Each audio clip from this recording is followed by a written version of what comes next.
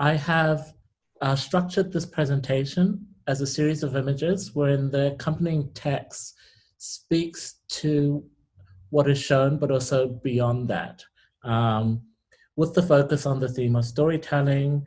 And it will start with a reflection on folklore and indigenous knowledge system and continue on to look at transhistories, political imaginaries, and then end up with some thoughts on data visualization and the digital. So, how do we explore the realities that face Africa today? How do we communicate modern Africa to the world? And how do we depict daily challenges the continent faces, such as access to clean water, lack of power, and diversified terrain and habitat? These illustrated postcards take you on a journey through 4 corners of Africa, jolting you into a reality where you don't belong, where you can gaze at local life as an outsider. However, be advised that not everything is what it seems. These postcards are far removed from their traditional counterparts. They do not depict a perfect reality. The idyllic wish you were here photographs designed to foster envy in the recipient. Instead, they tell stories of challenges and constraints of Africa's peoples and their everyday journeys and the magic that is Africa. Samaya, can you just confirm the slideshow is working? Perfect, thank you. The series questions how to draw Africa by following steps described in How to Write About Africa by Bianvanga Wainaina. The essay begins, always use the word Africa or darkness or safari in your title. Subtitles may include the words Zanzibar, Maasai, Zulu, Zambezi, Congo, Nile, big, sky, shadow, drum, sun, or bygone. Also useful are words such as gorillas, timeless, primordial, and tribal. Never has a picture of a well-adjusted Africa on the cover of your book, or in it, unless Africa has won the Nobel Prize. An AK-47, prominent ribs, naked breasts, use these. If you must include an African, make sure you get one in Maasai or Zulu or doggone dress. The postcard showed Africa vanities targeted towards young readers, echoing Paint Me Black Angels, the lament of Pedro Infante's ballad, Angelitos Negros.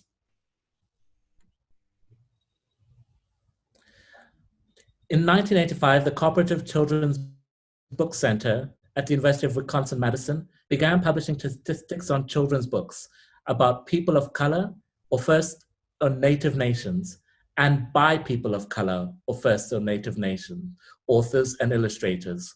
What became evident was there approximately 2,500 trade books that were published that year, of which only 18 were created by African Americans, and thus ineligible for the Coretta Scott King Award. These illustrations utilize the tradition of folklore, showing the value of our old societies, but also presenting a cautionary tale of danger mapped out through a collection of images, like the stories told by Scheherazade in 1001 Nights. The series speaks to a growing necessity to broaden and re-examine architecture's past in relation to the present-day rapid urbanization, and as such, the images present new histories. They're inherent histories of societies built with renewable construction material, wherein everything is built in concert with nature without disregarding their environment for the sake of convenience. There were cooperative societies, fraternal societies, as Cezanne says, that built social settlements. Learning, or more specifically, unlearning, requires one to explore multiple temporalities in a transhistorical manner, essentially providing an anthropological cut through the present day and future time. Shown here is Alicia B. Walmsley's They Are Black People in the Future. In as much as it is important to look to the future, one must also look to the past. By taking a vivisection, which opens up the space for world building, which is both asynchronous and across multiple geographies, one can examine technology, urbanism, and capitalism, as well as labor systems and gender across Southern Africa. Or as Venturi Scott Brown puts it, learning from the existing landscape is a way of being revolutionary for an architect, not the obvious way, which is to tear down Paris and begin again, as Le Corbusier suggests in 1920, but another more tolerant way, that is to question how we look at things. It's important for architects to reconsider the reproduction of capitalism as described by Lefebvre. Colonial capitalism survives. Colonial geographies are pernicious. Even now, as many herald the so-called Fourth Industrial Revolution, it is ever more apparent that the internet is not egalitarian. Social and economic inequality, which characterize capitalism today, is as evident now as it was before. If one considers the words of German theologian Martin Luther, an earthly kingdom cannot exist without inequality of persons. Some must be free, some serfs, some rulers, some subjects. To build better futures, one must deploy philosophy, poetics, and the organized labor strategies of infiltration and ratification.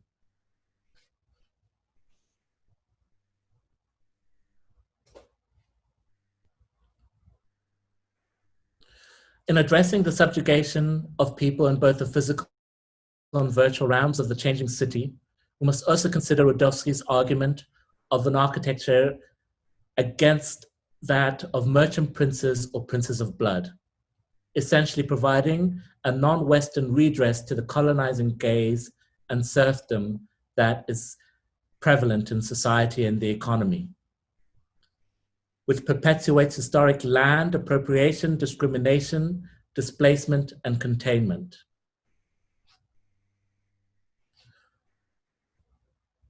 Drawing on Edward Said's concept of imagined geographies or imaginative geographies, which refer to the perception of space created through certain imagery, text, and ideas, this work considers the imaginary not as a made-up lie or fiction, but something that is more synonymous with perception. Imagined geographies are constructed on a national level as political action. Within the postcolony, this can be seen in the Freedom Charter in South Africa, or the Constitutional Conference held at Lancaster House in London from September until December 1979, that led to the formation of an independent Zimbabwe.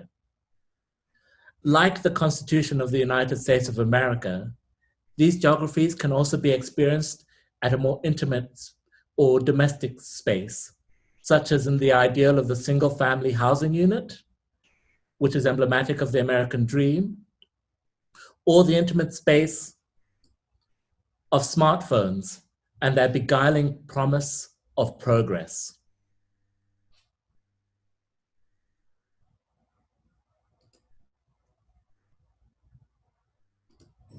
Flatbush, Utica, Flatbush, Flatbush, come.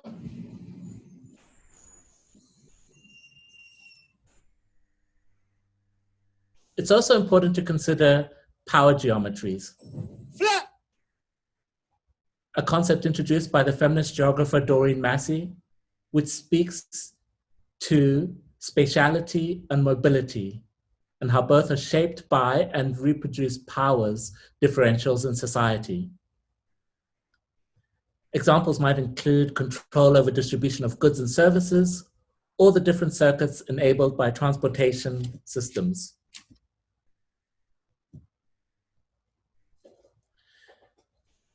In this regard, we must also think of structural violence and the way it's reproduced politically and economically across history. More so, how this has an impetus on the burgeoning digital spaces.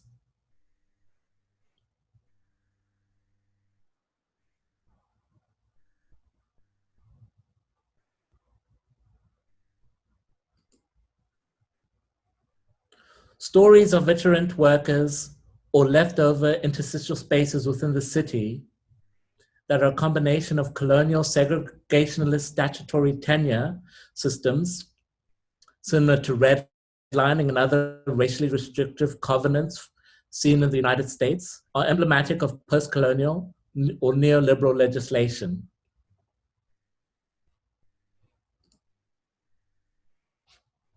Present day or future digital geographies reproduce the industrialization and mechanization of colonial capitalism, which dehumanizes human labor and labels it as automation.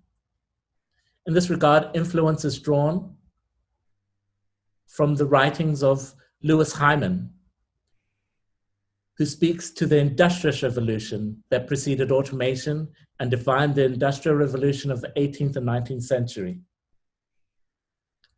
Consequently, we must ask, how are digital systems valued?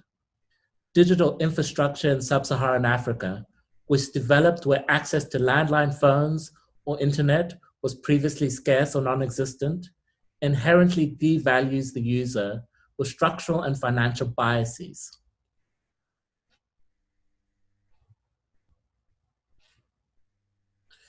How does one look into the covalency between the right to the city as well as accessibility to digital space? Digital research methodologies, including participatory research, cascading workshops, and statistical surveys, should be developed to be interactive artworks or histographic mappings that express the poetics of belonging, labor, and colonial data, and not just didactic narratives.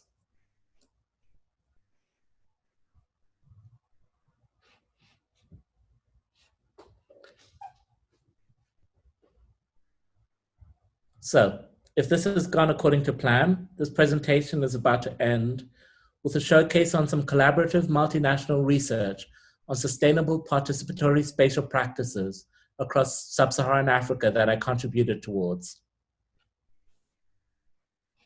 Showcased at the 2019 Oslo Architecture Triennial, the research collated the experience of a team that included Professor Toma Belanda from the University of Cape Town, Dr. Nerea Morris-Alarudi, an architect based in Kampala, Uganda, who recently completed her PhD research on early childhood development centers in East African refugee camps, Kansani de Klerk, an MPhil candidate at the University of Cambridge, Scott Lloyd, a researcher based at ETH Zurich, Theo Klitzner, and Sunniva Viking, both based in Cape Town.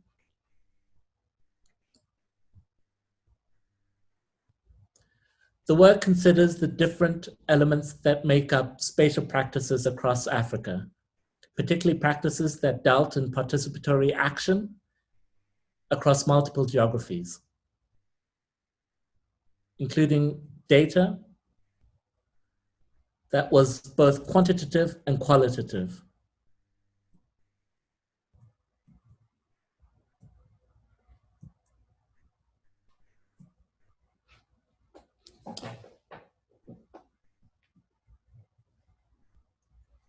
As far as I'm concerned, since we met you people 500 years ago, look at us. We've given everything.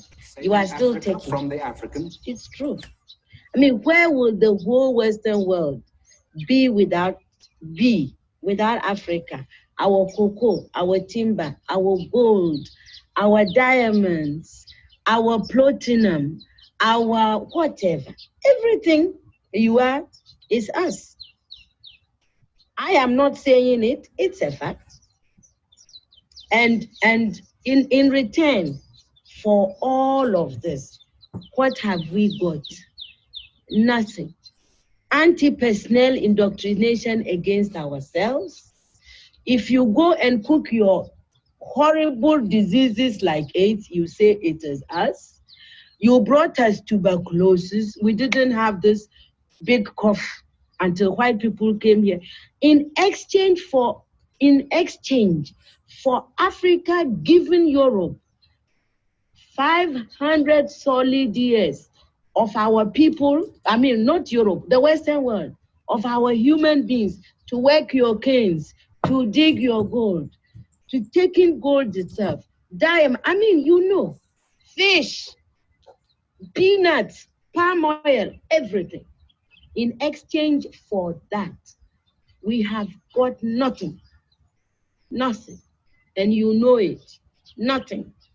And you look upon, you know, white folks look upon us like monkeys. It is true.